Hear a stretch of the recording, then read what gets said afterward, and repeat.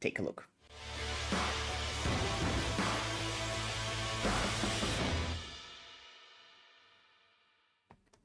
Hey and welcome to today's video. My name is Julian and my channel is all about making you crypto fit. Normally we discuss the beautiful world of blockchain, cryptocurrencies, most of all Bitcoin. And today I want to talk about a general concept. I want to discuss value and what is valuable and what does it mean to be most valuable.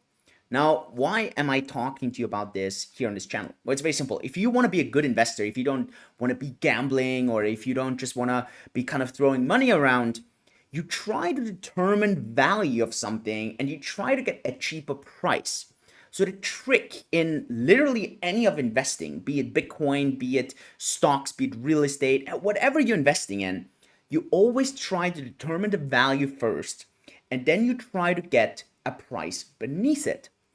People who are not good investors, who are more speculators, they either don't determine the value, or they buy something that's more expensive than the value and they hope the value catches up. And so obviously this question on what is valuable and what's the most valuable thing out there is extremely important.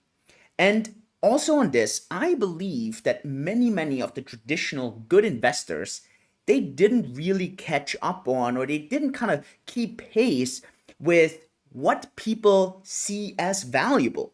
And that shows why certain investors were really good in getting returns maybe 20, 30 years ago.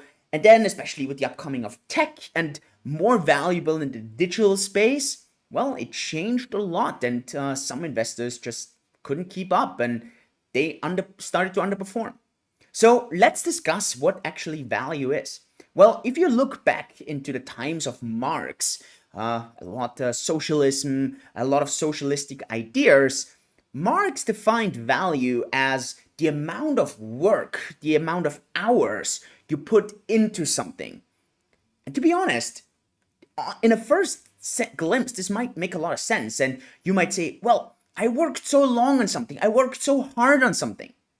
But at the end, this doesn't make anything really valuable because, well, you could, for example, spend hours and hours, well, I don't know, pooping shit. That doesn't make it more valuable, even though it took you hours to poop shit. Okay, now you have a pile of shit and it's just shit. So it doesn't make this any valuable, even though you might have been sitting around and pooping for hours. So it definitely does not make sense to define value in the kind of effort that you put in, or the kind of work you put in, or the hours that you put in. So, well, that was really quite some time ago. And I'm not kidding, for quite some time, this is how value was seen. But then when this actual concept of value investing came up, it at the end came down to discounting cash flows. And basically what this means, any investment or anything that was seen as valuable is something that can generate cash. And so what you would do is you would calculate how much cash this thing would throw off, and then you would give it a bit of a discount, especially with the time value. Obviously, $1,000 is more valuable today than $1,000 in 10 years. You probably want the money right now. So, well, then you discount that a bit. And so you do this discounted cash flow analysis based on this risk-free rate that you discount from, and that's how you could analyze or calculate certain things. But this worked for a very long time. And I mean, there's Benjamin Graham was basically the person to really kind of come up with this, right? And was really the person who brought this in. But at the end, the major problem was many times companies were going up in value, but they didn't generate any free cash flow.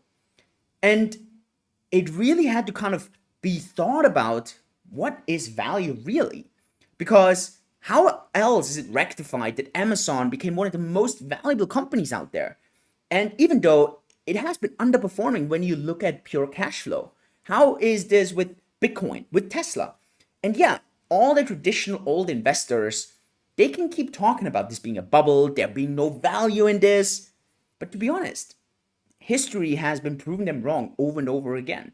Yeah, sure, maybe 50 years ago this was different, but if you just look over the past 30 years, I mean, anyone who didn't see value in social media, didn't see value in a network, didn't see value in being a brand on social media. WhatsApp was bought for $18 billion and it generated zero revenue, zero. So how is this being rectified? And I think today, most people that analyze that deal when Facebook bought it, people would say, well, this was one of the best deals that Facebook ever made. So what is value really? Now, if you kind of break it down, to be honest, value is three things. It depends on the situation. It has to be something that's useful, and it has to be rare. So it's something that's rare, useful in a certain situation.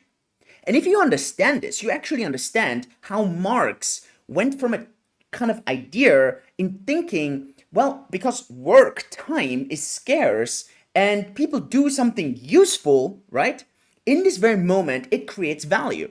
But it's not true. And if you define it the wrong way, you actually don't define it correctly, and that gives a wrong idea to value. And that puts a lot of wrong ideas into people's minds by, for example, believing that the time you spend on something is what you should be paid for. No, you shouldn't. You should be paid for the value you generate during this time. And once you understand this, everything changes. It's not about time, it's about value. And it also explains why people believe that cash flowing companies is the only way to generate value, because for them, cash clearly has value. And so it's very easy as an investor to say, you know what, I invest in something that generates cash. Cash is scarce, or should be. It's valuable, and it provides some utility to me. And so it straight away becomes an explanation. But all of those explainers are just a niche. And many, many times value can be totally different. Again, it depends on the situation. It has to be useful and it has to be scarce. And anything that has those three things, in the eyes of the beholder, becomes valuable. And so if we discuss what's the most valuable thing out there, the answer is it depends. It depends on the situation, it depends on what's useful in the situation, and it depends on what's scarce. And if you get this, you start to analyze completely different how you invest your money. Because you analyze and you realize, holy crap, now with COVID, completely different things are valuable in comparison to pre or post COVID. If we discuss digital versus offline, it changes completely. You talk about different generations. You talk about millennials, you talk about the Gen X, the Gen Z's coming up now, totally different things that these people consider as useful and that these people consider as scarce. And this completely changes the idea of how valuable Bitcoin is, even though it generates no cash. But it's insanely useful for a lot of people. There is no other way how you can store in a decentralized way, on a digital way, any kind of wealth. You talk about being scarce. Bitcoin is one of the very few things out there that's provably scarce. And so when you start understanding this and when you start analyzing investments based on, in the eyes of the beholder in a certain situation, what's useful and what's scarce, and then you start to analyze how many more people are going to realize that, how many people are going to understand that, you can understand where's the value in comparison to the price right now. And that's going to change the investment game for you completely. And then you'll realize, hey, you know what? I might not invest in this because at the moment the price is here, the value is here, and there's still 60 things that have to happen for the value to go up. But something else you realize and say, wow, look at this momentum, look at this progress, look at this trajectory, look at this value that's being created there. That's super scarce. No one else is doing this. It's super useful to so many people. And especially in the times that we live in, wow, this is so valuable. And holy moly, not many people realize that. So the price is super low, and then you understand it's totally underpriced. So that is key. You need to understand what value is. And this is a question, a great question. Whenever you talk to smart people, ask them, how do they define value? And you can straight away see if they actually truly understand what value is, or if they are way more gamblers. And for them, it's really like, maybe they've been lucky. Maybe they've gotten lucky. This is some key thinking here. So I hope you get some value out of this, right? I hope it's useful. I hope it's scarce. And if it does, then click a thumbs up, click the subscribe button, click the bell icon so you don't miss any of my future videos, because I hope I deliver a lot of value to you. With this, thanks so much. See you next time. Yours truly, Julian. Bye-bye.